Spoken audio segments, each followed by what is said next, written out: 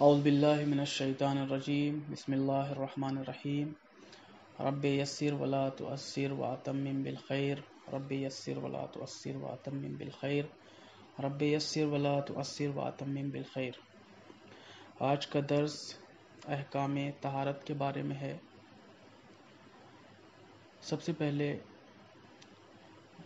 یہ بیان کیا جائے گا کہ پانی کتنے طریقے کا ہوتا ہے۔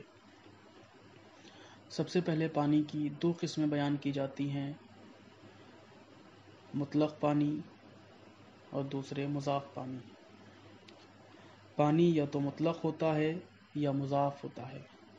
مطلق پانی یعنی خالص پانی، مضاف پانی یعنی کوئی چیز ملی ہو جس میں۔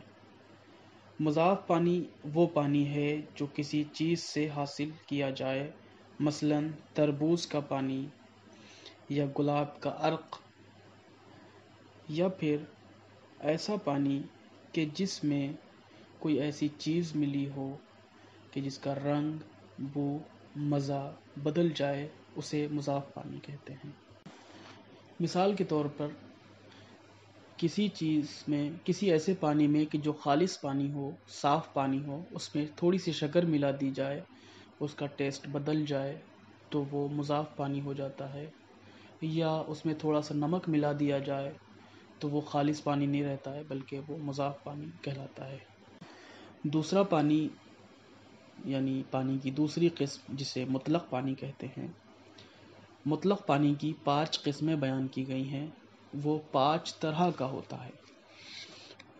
پہلا کُر پانی، کسی ایسے بڑے برتن میں پانی ہو کہ وہ برتن 3.5 بالش گہرا ہو، 3.5 بالش چوڑا ہو، 3.5 بالش لمبا ہو، تو ایسے برتن میں پانی ہوگا، اس پانی کو کُر پانی کہیں گے۔ یعنی آج کل جو گھروں میں ٹنکی لگی ہوتی ہیں تقریباً 500 کلو گرام کی یا پھر اس سے بڑی ٹنکیاں، وہ تمام پانی کُر پانی شمار ہوتا ہے۔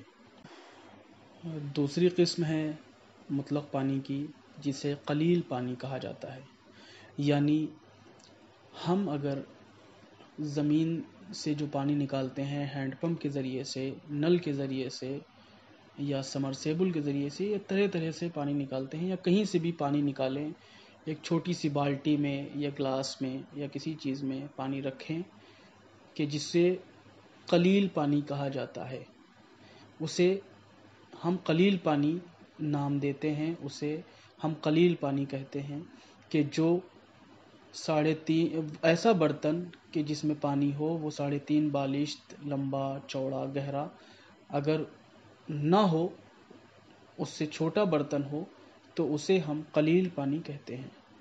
تیسری قسم ہے پانی کی جاری پانی۔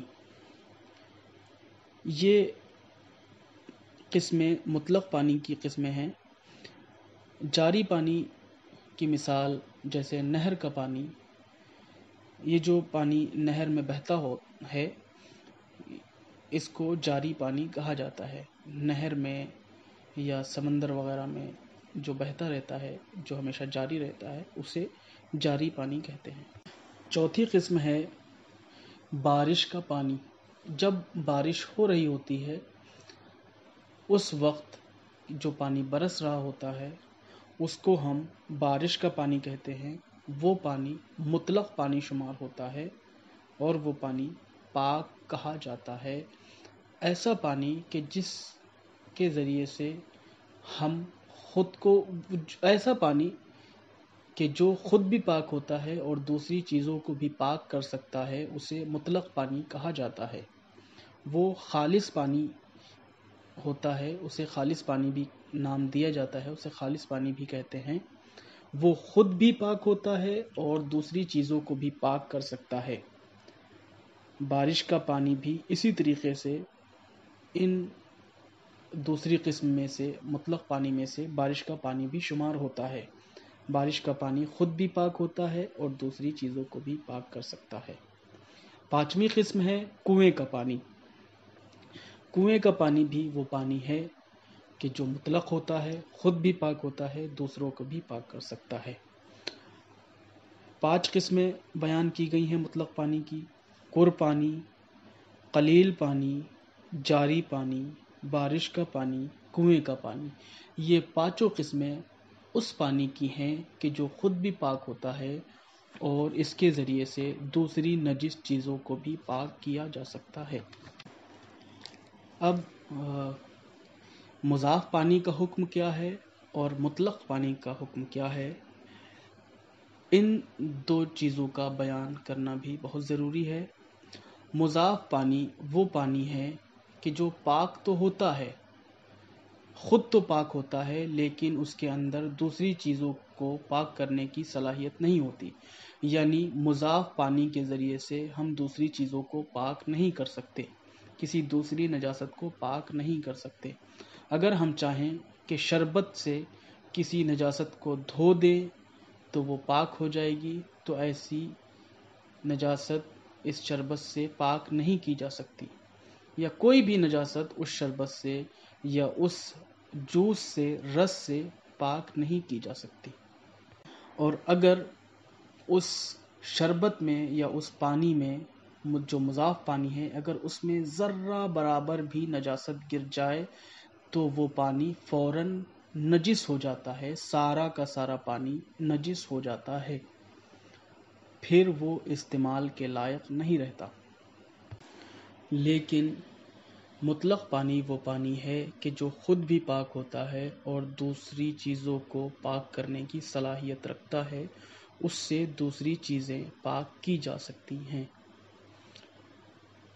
اگر مطلق پانی بارش ہو رہی ہو، اس پانی میں نجاست مل جائے، اگر اس پانی کا رنگ، بو، مزہ نہ بدلے تو وہ پانی پاک رہتا ہے۔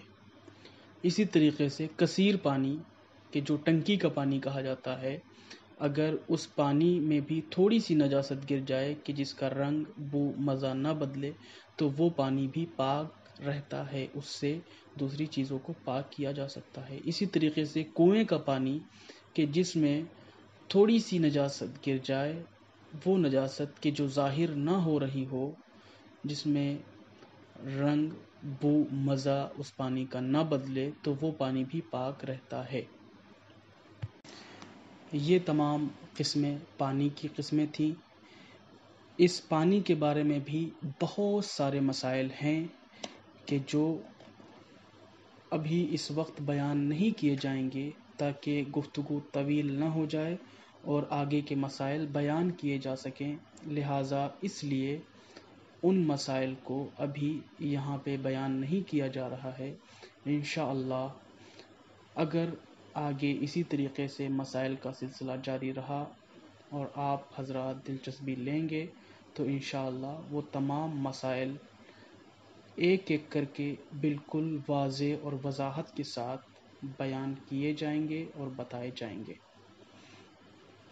وآخر الدعوانا ان الحمد للہ رب العالمین۔